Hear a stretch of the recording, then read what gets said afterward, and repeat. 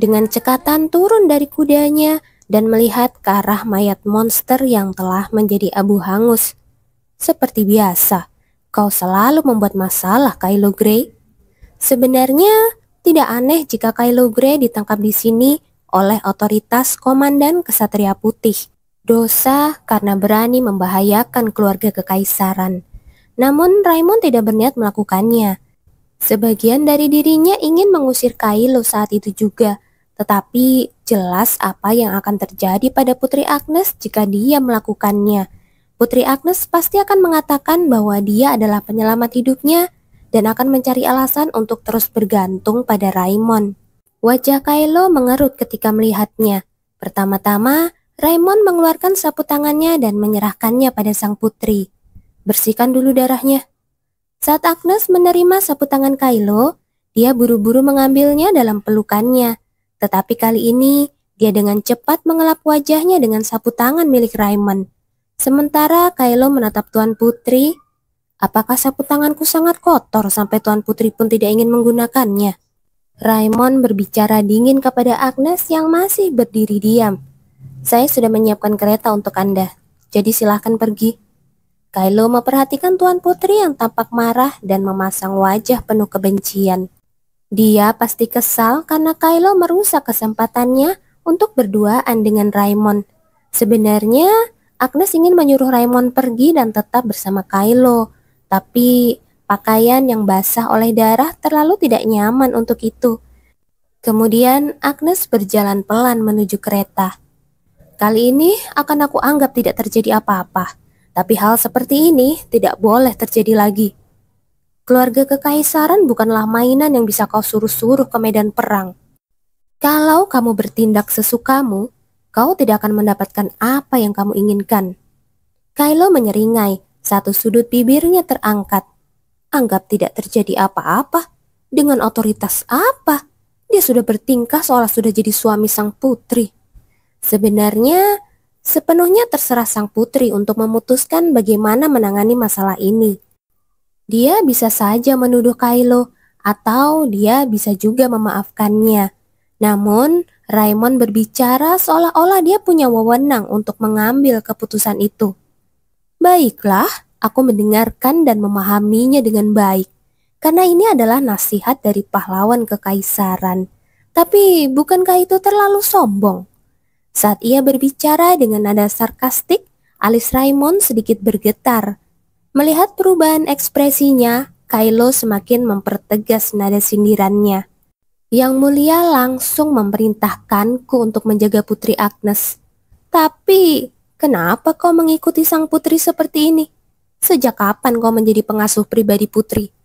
Jaga ucapanmu, Kylo Grey. Kau harus berhenti ikut campur urusanku seolah-olah kau tahu segalanya. Pemeriksaannya juga hampir selesai, jadi buat apa repot-repot datang ke sini? Katanya kau terus menolak putri, tapi jangan-jangan sebenarnya kamu sengaja memancing Tuan Putri agar dia nembak duluan ya? Itu tuduhan yang konyol dan tidak layak ditanggapi. Raimon berbalik, seolah tidak ingin berurusan dengan Kylo lagi. Kylo merasa kesal karena diabaikan, tetapi di sisi lain, ia merasa lega karena berhasil membuat Raimon marah. Kylo yang menyaksikan itu mendengus sinis. Bajingan, apa kau pikir aku tidak tahu niatmu sebenarnya? Kau ingin mengendalikan hati Putri Agnes dan pada akhirnya menjadi menantu kaisar kan? Kau berpura-pura tidak tahu, padahal kau juga lelaki licik yang menginginkan kekuasaan. Raymond Spencer selalu membuat Kylo merasa jijik. Aku sudah terbiasa diremehkan oleh orang lain, tapi kebanyakan dari mereka hanya melihat statusku sebagai anak haram. Namun perlakuan Raymond sedikit berbeda. Terlepas dari statusku, Raymond memperlakukanku seperti sampah tak berguna, pembuat onar, dan orang bodoh yang dibutakan oleh ambisi kekuasaan. Padahal, dia juga lelaki kotor yang menginginkan hal yang sama, tapi pura-pura menjadi sosok mulia. Kylo menatap kereta yang perlahan menjauh. Raymond Spencer, aku akan balas dendam. Sementara itu, Agnes sudah menatap Raymond dengan pandangan kesal sejak dia naik ke dalam kereta.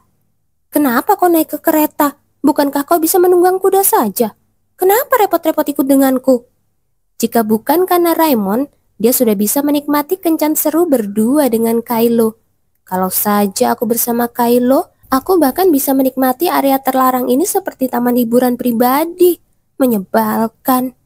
Ini adalah pertama kalinya Agnes bertemu Raimon sejak bereinkarnasi. Sejujurnya, dia itu tampan, tapi dia sebenarnya bukan tipeku. Pada dasarnya, Agnes sangat serakah terhadap benda-benda mewah.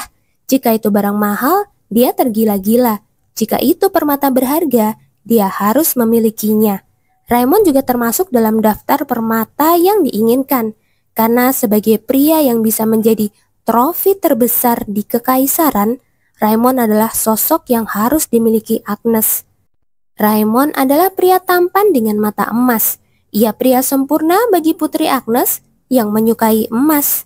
Tapi jika dibandingkan dengan Kylo kesayanganku, pertama-tama, ukuran dadanya terlalu kecil. Raimon lebih seperti pria cantik yang tumbuh dengan baik dan sangat polos. Aku lebih suka pria yang lebih liar dan kasar. Kylo adalah pria tampan dengan tubuh berotot yang menunjukkan sisi maskulinnya. Secara resmi, Putri Agnes masih merupakan pengagum berat Raymond Spencer. Demi menjaga citranya, dia harus tetap mempertahankan gelar itu untuk sementara waktu. Sejak naik ke dalam kereta, Raymond sama sekali tidak memperdulikannya. Agnes tidak tahan lagi dan akhirnya membuka mulut. "Kenapa kamu datang jauh-jauh ke sini?" Dia berusaha agar suaranya terdengar selembut mungkin. Jika rumor menyebar bahwa kepribadiannya berubah perlahan-lahan, orang akan berpikir, Putri pasti sudah dewasa. Namun, jika ada rumor bahwa dia tiba-tiba berhenti mengejar Raymond, orang pasti akan berpikir, Putri pasti sudah gila. Oleh karena itu, masalah mengenai Raymond perlu diubah secara bertahap. Raymond tidak menjawab pertanyaan Agnes tentang mengapa dia datang. Ia menundukkan kepala, diam sejenak, lalu menatap ke depan. Raymond Spencer tahu maksud dari pertanyaan yang diajukan Putri Agnes. Wanita itu benar-benar terlalu mudah ditebak. Apapun jawabannya, Agnes pasti akan menyimpulkannya seperti ini. "Ah, ini cuma alasan saja kan? Sebenarnya kamu khawatir pada aku kan? Makanya datang ke sini. Jadi, Sir Spencer sebenarnya juga suka sama aku ya?" Melihat dia berhayal dan bicara omong kosong seperti itu, malah membuat Raymond muak. Sebenarnya, dia bahkan tidak ingin naik kereta yang sama dengannya. Tapi dia butuh waktu untuk memperingatkan Agnes, jauh dari pandangan orang lain. Raymond memang tidak ingin siapapun melihatnya bersama Putri Agnes. "Tolong jangan lakukan hal-hal yang bisa membahayakan keluarga kekaisaran." Agnes mengedipkan matanya yang terlihat suram. "Alasan saya datang ke sini hari ini cuma untuk menyampaikan itu. Tolong jangan mengganggu saya lagi dan tunjukkan sikap yang pantas sebagai anggota keluarga kerajaan." Raymond berbicara dengan nada tegas tapi dingin. Ini mungkin sudah ratusan kali dia menolak sang putri seperti ini. Tapi Putri Agnes tidak pernah menyerah. Raymond bahkan lebih merasa tenang di medan perang dibandingkan harus berurusan dengannya.